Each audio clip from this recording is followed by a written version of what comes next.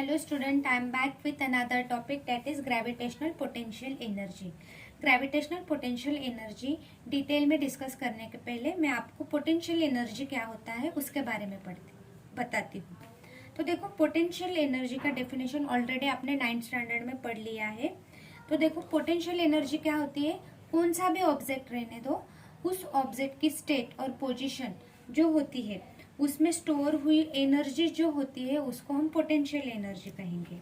तो देखो, ऐसा कंसिडर करो, ये स्ट्रिंग है, ये डिस्टेंस मतलब स्ट्रिंग है, एक मेरे पास स्ट्रिंग है, उसको मैंने दबाया, दबाने की वजह से वो स्प्रिंग क्या हो गई, कॉम्प्रेस मोड पे आ गई, और कॉम्प्रेस मोड की वजह से स्प्रिंग में एक एनर्जी प्रोड्यूस हुई।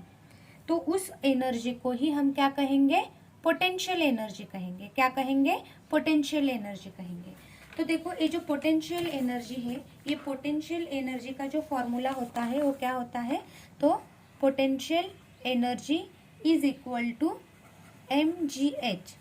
लेकिन ये फॉर्मूला तब एप्लीकेबल होता है जब हाइट कम होती है। देखो, मैंने सरफेस से बॉल को ऊपर फेंका तो ये हाइट कम है, तो ये पोटेंशियल एनर्जी का फॉर्मूला मैं mgh क्या करूंगी, यूज करूंगी।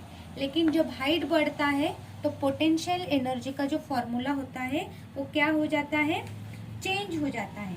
जब डिस्टेंस ज़्यादा रहेगा, ऑब्जेक्ट अगर मैंने एक अर्थ सरफेस से बहुत ही ज़्यादा, एक 100 किलोमीटर नहीं तो 1000 किलोमीटर एक ऑब्जेक्ट को फेंका, तो देखो लास्ट लेक्चर में हमने डिस्कस किया था कि जैसे जैसे हम अर्थ के सरफेस के ऊपर जाते हैं वैसे वैसे एक्सेलरेशन ड्यू टू ग्रेविटी मतलब जी का जो वैल्यू होता है वो कम होती है।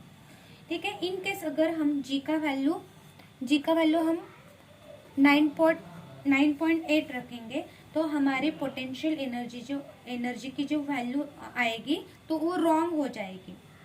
ठीक है, क्योंकि हमने change in acceleration due to gravity ये कंसिडर नहीं किया था। तो टू ओवरकम दिस ड्रॉबैक यहाँ पे हम ग्रेविटेशनल पोटेंशियल एनर्जी के लिए नया फॉर्मूला पढ़ने वाले हैं। इस फॉर्मूले का डेरिवेशन क्लास 10th में है, 10th में नहीं है, डेरिवेशन 11th स्टैंडर्ड में दिया है। यहाँ सिर्फ आपको 10th स्टैंडर्ड में फॉर्मूला याद रखना है। फॉर्मूला क्या होता है, potential energy is equal to minus Gmn/r+h। ठीक है, ये फॉर्मूला दिया गया है। इस फॉर्मूले में जो टर्म्स है, ये जो नेगेटिव साइन है, इसके बारे में हम अब पढ़ेंगे। ठीक है, तो देखो, अभी आपको पता चल गया कि पोटेंशियल एनर्जी क्या होता है। अभी ग्रेविटेशनल पोटेंशियल एनर्जी आपको जल्दी से समझ में आ जाएगा, इसका मतलब क्या है। It is not difficult. Okay, इसमें भी एक ऑब्जेक्ट है, इस ऑब्जेक्ट पर ग्रेविटेशनल फोर्स अप्लाई हुआ है। क्या है, एक ऑब्जेक्ट है और इस ऑब्जेक्ट पे क्या अप्लाई हुआ है, ग्रेविटेशनल फोर्स अप्लाई हुआ है, और उस फोर्स की वजह से पोटेंशियल एनर्जी प्रोड्यूस हो रहा है उस ऑब्जेक्ट पर, तो उसको ही हम क्या कहेंगे। और जो एनर्जी प्रोड्यूस हुई है, इन शॉर्ट ग्रेविटेशनल फोर्स की वजह से प्रोड्यूस हुई एनर्जी, उसको ग्रेविटेशनल पोटेंशियल एनर्जी कहेंगे। ग्रेविटेशनल फोर्स की वजह से जो एनर्जी प्रोड्यूस हुई है उसको हम क्या कहेंगे, ग्रेविटेशनल पोटेंशियल एनर्जी कहेंगे। तो देखो, ग्रेविटेशनल पोटेंशियल एनर्जी का जो वैल्यू होता है वो अलग अलग हाइट पे चेंज होता है। उसके बारे में अब हम डिस्कस करते हैं। देखो, बुक में क्या दिया है उसके बारे में पहले मैं आपको बताती हूँ। सी, we have studied potential energy in last standard. The energy stored in an object because of its position or state is called potential energy. State की वजह से, पोजीशन की वजह से उस ऑब्जेक्ट में जो एनर्जी स्टोर होता है उसको हम पोटेंशियल एनर्जी कहेंगे। This energy is relative and increase as we go to greater height from the surface of the earth. ये जो एनर्जी है ये इंक्रीज होता है अगर हम ग्रेटर हाइट पे जाएंगे तो।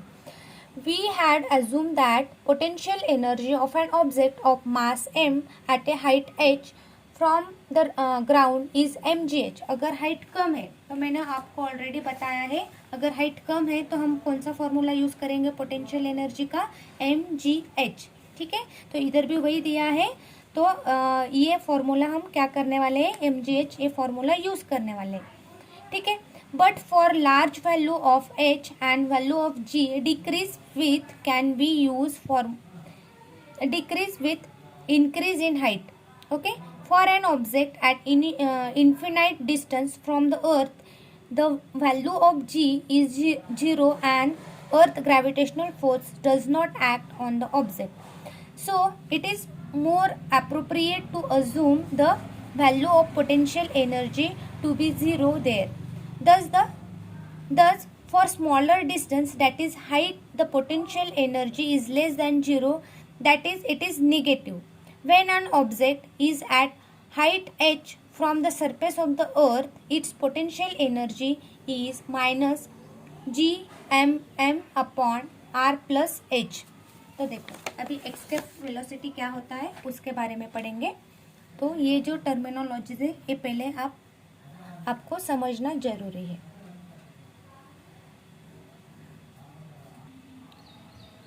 तो हमारा फर्स्ट पॉइंट क्या आ जाएगा. तो देखो फर्स्ट पॉइंट में हमारा आ जाएगा द एनर्जी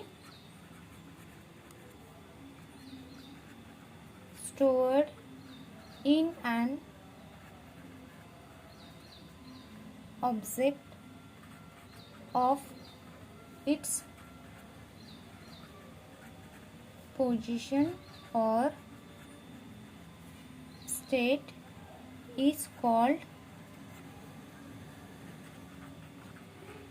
potential energy. तो इसको क्या कहेंगे हम, पोटेंशियल एनर्जी कहेंगे. As we go to greater height, अगर हमारा ऑब्जेक्ट ग्रेटर हाइट पे जाता है, कंसिडर करो ये अर्थ का हमारा सरफेस है, ठीक है, ये ऑब्जेक्ट हमारा बहुत सारे ग्रेटर हाइट पे गया है, जैसे कि हंड्रेड्स किलोमीटर, थाउजेंड्स किलोमीटर ऊपर गया है ये ऑब्जेक्ट. तो ये जो पोटेंशियल एनर्जी का फॉर्मूला है क्या होगा, as we go to the greater height from the surface of the earth the potential energy get increase. तो पोटेंशियल एनर्जी क्या हो जाएगा, इंक्रीज हो जाएगा. क्या हो जाएगा, इंक्रीज हो जाएगा. The potential energy of an object of mass m at a height from the ground is mgh. तो potential energy of an object, इस ऑब्जेक्ट का जो मास है तो वो मास क्या रहेगा. तो हम क्या कंसिडर करेंगे, सपोज ये ऑब्जेक्ट इधर है कम हाइट पे, तो ये जो मास है तो वो क्या रहेगा, तो पोटेंशियल एनर्जी क्या रहेगी उसकी, mgh. ठीक है. तो देखो as we go to the greater height from the surface of earth, the potential energy get increased. The potential energy of an object of mass m at height h from the ground is mgh. An object and on ground is 0. Ground पे ये क्या रहेगी, तो 0 रहेगी. क्या रहेगी, 0. Potential energy when h is small compare to radius, अगर हमारा h जो है, हाइट जो है, इज स्मॉल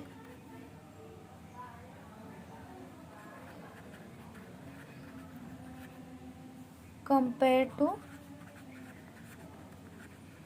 रेडियस r. तो देखो of the earth, radius of the, हमने ये अर्थ कंसिडर किया है, ऑफ द अर्थ, ये हमारी अर्थ, ठीक है. g is constant and we can use formula mgh. तो g क्या रहेगा इसमें, g इज कांस्टेंट एंड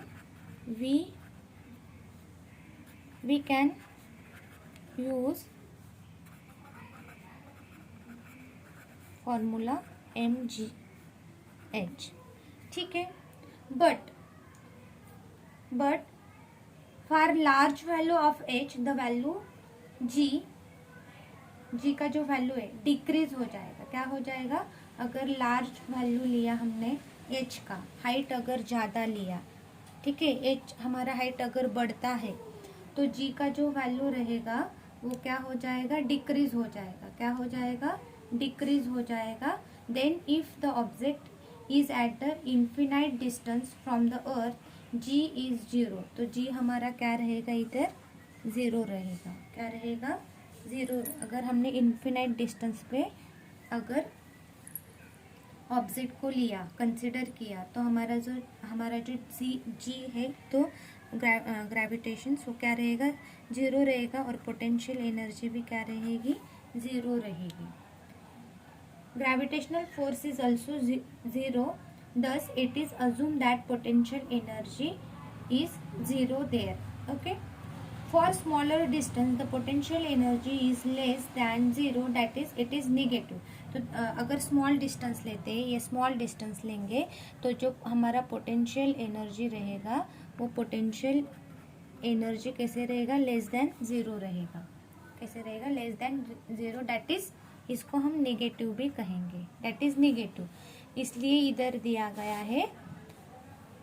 दिया है हमारा potential energy is equal to minus G M small M upon R plus H. Clear students? This was our today's lecture. Next lecture में हम पढ़ने वाले हैं what is escape velocity. I hope आपको ये लेक्चर बहुत ही अच्छे से समझ में आ गया होगा. अगर आप लोगों को कुछ डाउट है तो आप मुझे पर्सनल मेरे व्हाट्सएप पे पूछ सकते हैं. ठीक है. Thank you. Bye bye.